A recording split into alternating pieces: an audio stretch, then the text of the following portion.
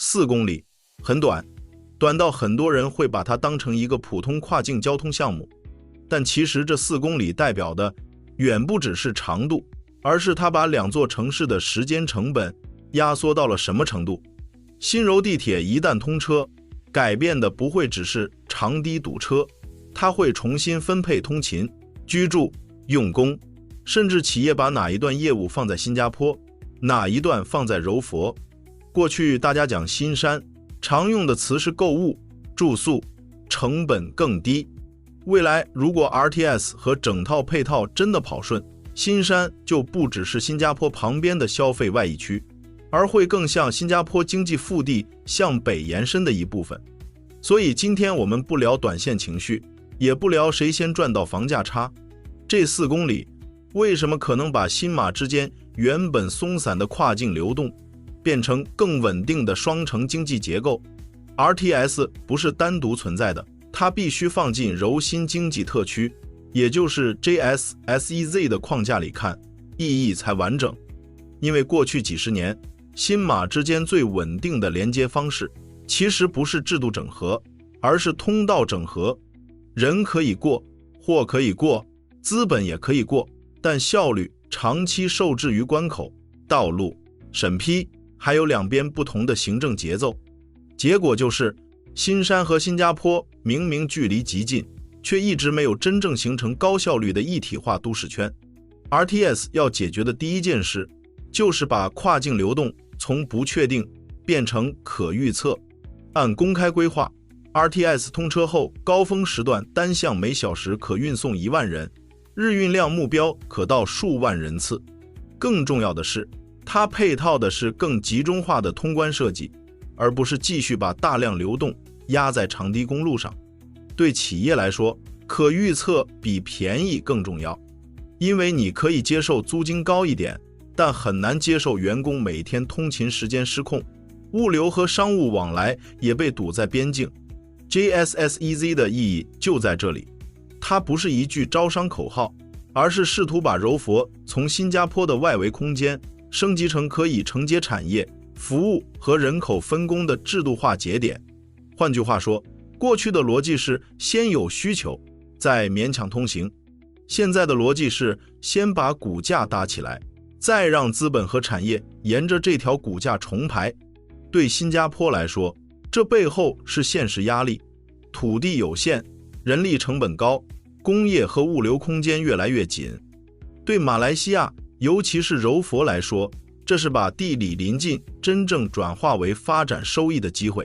所以 RTS 真正的使命不是让大家更快去新山吃饭购物，而是让马新合作从简单互补往更深的功能整合走一步。如果这一步走成，未来看的就不只是一个关口，而是一整个跨境经济带。那么柔佛到底承接什么？怎么承接？如果只是把 RTS 理解成让更多人住在新山，上班去新加坡，那格局还是太小。真正值得看的是，哪些功能会从新加坡外溢，哪些功能不会。不会外溢的，通常是最依赖制度密度、金融体系、国际法务、总部管理和高端研发协同的部分。这些能力仍然会高度集中在新加坡，因为他们依赖的不是单一成本，而是完整生态。更可能外溢的是对土地、能源、仓储、后端制造、维修、配送和部分运营支持要求更高的环节。柔佛的优势也正好在这里，地更大，成本更低，工业和物流扩张空间更充足，而且离新加坡近到可以形成高频互动。这就是双城模式的基础，不是谁取代谁，而是谁保留高附加值节点，谁承接更适合规模化展开的环节。很多人喜欢拿深港做类比，这个方向没错，但也不能直接照搬。深圳当年的跃升背后有庞大的制造基础、政策试验空间和自身创新能力。柔佛的路径更像是借助新加坡这个高端服务平台，把自己嵌入一条更完整的跨境产业链。所以柔佛的机会不在于复制新加坡，而在于成为新加坡体系里不可替代的延伸。这个延伸可以落在哪些领域？第一，先进制造和工业配套。新加坡这些年一直在保留高价值制造，但对大面积、成本敏感型环节的承压也越来越明显。第二，物流与区域配送。柔佛本来就在马来半岛南端，叠加港口、公路和跨境通道优化后，很适合做服务新加坡，同时辐射马来西亚南部的节点。第三，数据中心和能源相关布局。过去几年，柔佛在数据中心投资上升得很快，一个重要原因就是新加坡本地土地和电力约束更强，部分需求自然向外转移。第四，面向新加坡企业的后台支持服务，包括维修、仓储、培训和部分运营功能。这里有一个地缘经济上的关键点，新加坡并不是因为衰弱才外溢，而恰恰是因为它要维持全球竞争力，才必须把不适合继续堆在本地的环节重新布局。这是一种主动重组。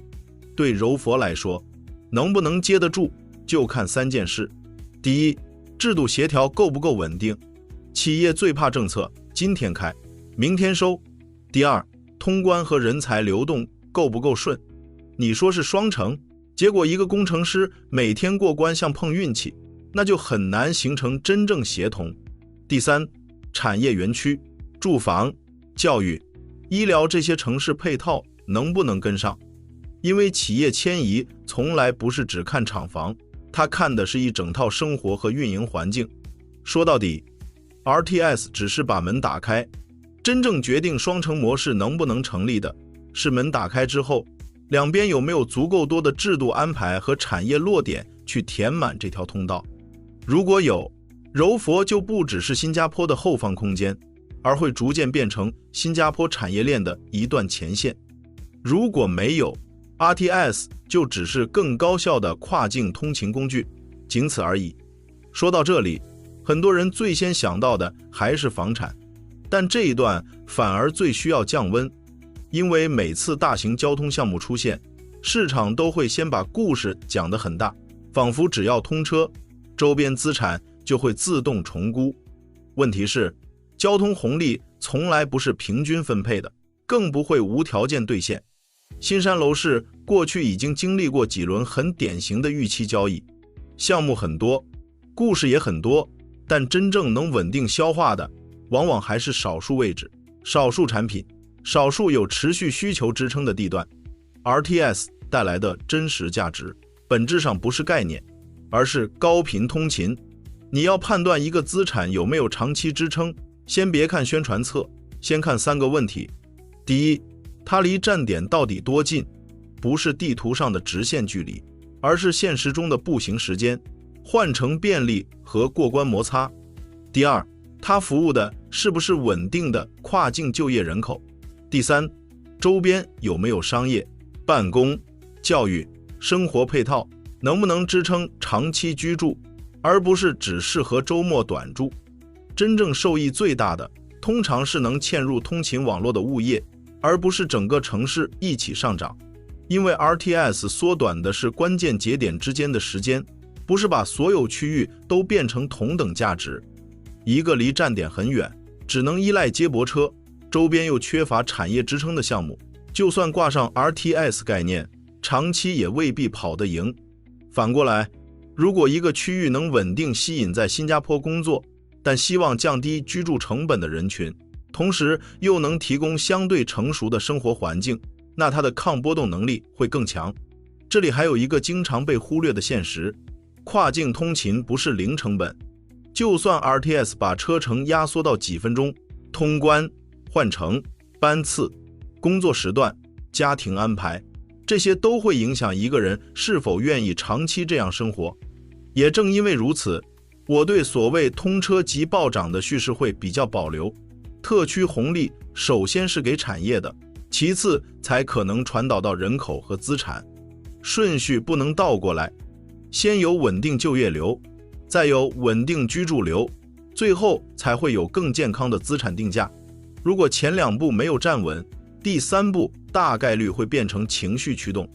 对关注投资的人来说，最值得看的不是哪里最会讲故事，而是哪里最接近真实通勤需求，哪里能接住长期人口。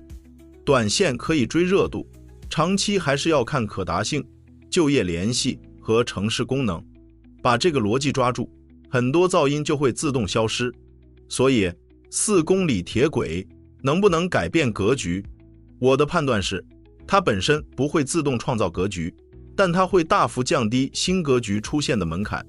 只要 JSSEZ 后续的制度协调、产业落地和通关效率跟得上， RTS 就不只是交通工程，而会成为新马关系进入下一阶段的基础设施。这个阶段的关键词不是简单竞争，也不是谁依附谁，而是更精细的分工、更现实的互补，还有更高频的跨境协同。对新加坡观察者来说，真正值得追踪的不是单一楼盘，也不是一时情绪，而是这条线通车之后，企业、人口和政策会不会一起移动。如果会，那新马之间的经济地图未来10年确实会改写。你怎么看 RTS 通车后的柔佛角色？欢迎把你的判断留在评论区。如果你喜欢这种从地缘和经济结构切入的新加坡观察，点个赞，订阅频道。下一期我们继续看新马在数字经济上的合作和摩擦。